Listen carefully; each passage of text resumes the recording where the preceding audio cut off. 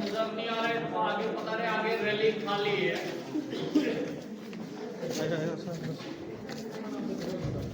Ready guys? Sound start. Point 6. दृश्य चुंडिया गांव का है। अंग्रेजी युद्ध के बाद महाराणा प्रताप अपनी प्रतिज्ञा का पालन करने के लिए वनवासी जीवन व्यतीत करने लगे। उनके पास पर्याप्त संपत्ति नहीं थी तो उनके वित्त मंत्री भामाशाह ने अपनी सारी सुख सुविधा को छोड़कर अपने राजा को स्वयं का धन 25 लाख रुपए व राजकोष में 20,000 अशर्फियां देश के लिए अर्पित की, जिससे महाराणा प्रताप ने 12 वर्षों तक अपनी सेना को संगठित किया, सैन्य शक्ति को बढ़ाया और मेवाड़ मातृभूमि को आजाद करवाया। कृपया अब आप सब आगे की तरफ देखिए। कुंभलगढ़ किला है। इस किले का प्राचीन नाम मच्छिंद्रगढ़ है। इस किले का निर्माण महाराणा कुंभा ने करवाया था। इस किले के अंदर 9 मई 1540 ईस्वी में महाराणा प्रताप का जन्म हुआ था। इस किले की ऊंचाई समुद्र तल से 3562 फीट की है। इस किले की दीवार 36 किलोमीटर तक फैली हुई है। इस दीवार का नाम ग्रेट वॉल ऑफ चाइना के बाद द्वितीय पायदान पर दर्ज है। इस किले के अंदर 360 प्राचीन मंदिर हैं। उन मंदिरों में से जग प्रसिद्ध महादेव का मंदिर सबसे प्राचीन है। कुंभलगढ़ किला यहाँ से 65 किलोमीटर की दूरी पर है। कृपया अब आप सब इसी किले के अंदर महाराणा प्रताप का बचपन बीता था। इस किले की तलहटियों में महाराणा प्रताप ने अपने गुरु से शिक्षा प्राप्त की थी। ये किला 12 वर्ग किलोमीटर में फैला हुआ है। इस किले पर जब भी विदेशी आक्राताओं ने आक्रमण किया और उस आक्रमण में कोई भी राजा व सैनिक वीर गति को प्राप्त कर लेते तो उनकी पत्नियां वीरांगनाएं अपने सतीत्व की रक्षा करने के लिए जलती हुई अग्नि में कूद प्राणों को त्याग देती थी, जिसे हम जौहर कहते हैं। चित्तौड़गढ़ में 3 मुख्य बड़े जौहर हुए थे। प्रथम जौहर 1303 ईस्वी में रानी पद्मिनी ने 16,000 स्त्रियों वीरांगनाओं के साथ जौहर किया था, सिर्फ अल्लाउद्दीन खिलजी के कारण।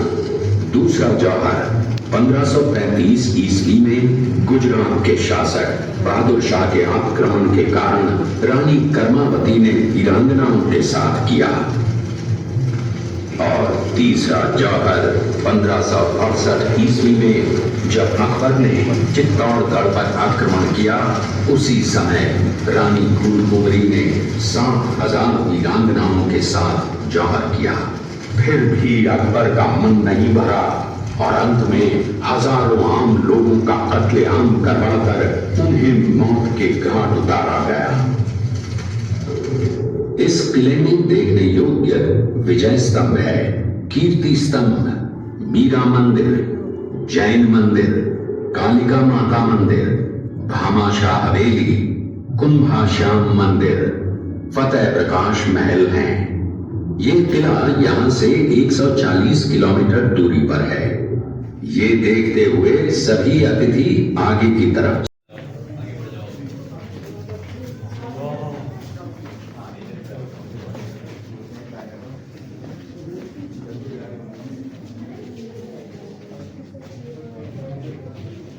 ये सही है नॉलेज के लिए। मेरा बहुत तो मूवी दिखा दी उससे नॉलेज मूवी भी सही थी। वो सही इसको है समझाने का विजुअल क्या होता है दिमाग में और दिमाग ये ने अपने क्षत्रिय राजपूत धर्म का पालन किया और पराई स्त्रियों को मां, बेटी और बहन का दर्जा दिया। ये है महाराणा प्रताप का चरित्र और नैतिक उदारता का परिचय। ये देखते हुए सभी अतिथि आगे की तरफ चले। उसी किले के अंदर की ये घटना है। मेवाड़ की एक ऐसी मां थी जिसने अपने पुत्र का बलिदान देकर राजवंश की रक्षा की थी। उस मां का नाम पन्नाधाय था। पन्नाधाय जाति से गुर्जर थी। वो एक राजकुमार की धाई मां थी। दूसरी तरफ हाथ में तलवार लिए खड़ा ये बनवीर सिंह एक दासी पुत्र है। ये कुंवर उदय सिंह की हत्या करके मेवाड़ की राजगद्दी प्राप्त करना चाहता था। एक रात्रि बनवीर सिंह को मौका मिला। वो राजकुमार उदय सिंह के बड़े भाई विक्रमादित्य सिंह की हत्या करके राजमहल की तरफ आगे बढ़ा। इसकी सूचना पन्नाधाय को लग गई। कुछ समय तक पन्नाधाय चिंतित हुई। तभी पन्नाधाय ने अपने पुत्र चंदन को राजसी कपड़े पहनाकर पलंग पर सुला दिया और उदय सिंह को एक टोकरी के अंदर छिपाकर पत्तों से ढक के महल के बाहर निकालकर गुप्त रास्ते से कुंभलगढ़ भेज दिया। बनवीर सिंह जब तलवार लेकर राजकक्ष कड़क आवाज में उदय सिंह के लिए पूछा तो पन्नाधाय ने चंदन की तरफ इशारा किया। बनवीर ने चंदन को उदय सिंह समझकर चंदन की हत्या कर दी और ये समझने लगा कि मैंने राजकुंवर उदय सिंह को मार दिया। वही राजकुंवर बड़े होकर राजा बने और अपने नाम का उदयपुर नगर बसाया, जो यहाँ से 40 किलोमीटर दूर है। और उन्हीं के पुत्र महाराणा प्रताप हुए, जिन्होंने हल्दी घाटी का युद्ध लड़ा और आज हम लोग उनका इतिहास यहाँ पर देख रहे हैं। ये देखते हुए सभी अतिथि आगे की तरफ चले। बंदा सूचना है, सूचना तंत्र है।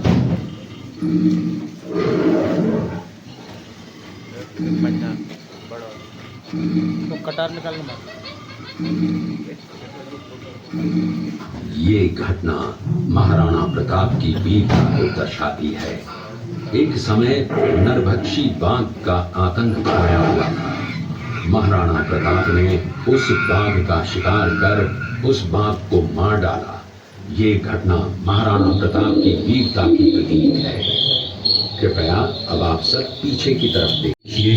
महाराणा प्रताप अपनी प्रतिज्ञा का पालन करते हुए, महाराणा प्रताप ने प्रतिज्ञा की थी कि जब तक अपनी मातृभूमि को शत्रुओं से मुक्त नहीं करा लेता, तब तक न तो मैं महलों में रहूंगा, न किसी धातु के पात्र में भोजन करूंगा, न किसी गद्दी के बिछौने पर सोऊंगा। पत्ते ही भोजन के पात्र होंगे, जमीन ही बिछौना होगा। इस प्रतिज्ञा का पालन उन्होंने 21 वर्षों तक जंगलों में रहकर किया। ये दृश्य महाराणा प्रताप और सुविख्यात स्वामी भक्त घोड़े चेतक के अंतिम मिलन का है। हल्दी घाटी युद्ध के बाद चेतक घोड़े ने 22 फीट के एक बरसाती नाले को पार किया। ये उसी समय का दृश्य है। पास में खड़े महाराणा प्रताप के छोटे भाई शक्ति सिंह हैं, जो पहले मुगल सेना में थे। बाद में वो महाराणा प्रताप की तरफ आए, माफी मांगी और अपना घोड़ा महाराणा प्रताप को दिया। ये देखते हुए सभी अतिथि आगे की तरफ चले।